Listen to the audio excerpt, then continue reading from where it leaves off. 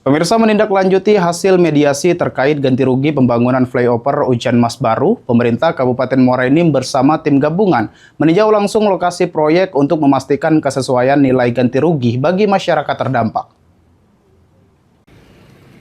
Perwakilan pemerintah Kabupaten Muara Enim bersama tim gabungan meninjau langsung lokasi pembangunan flyover Ujan Mas Baru.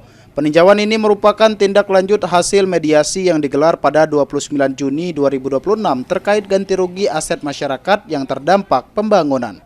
Kepala Bagian Tata Pemerintah Setda Kabupaten Muara Enim, Faizal Ahmed, mengatakan hasil pemeriksaan menunjukkan adanya ketidaksesuaian antara data di lapangan dengan data yang disampaikan saat proses mediasi.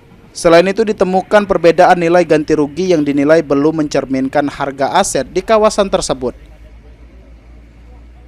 Pembangunan flyover ini, namun masyarakat desa Ujan Mas Baru yang terdampak mengharapkan adanya kesesuaian nilai ganti rugi. Harapannya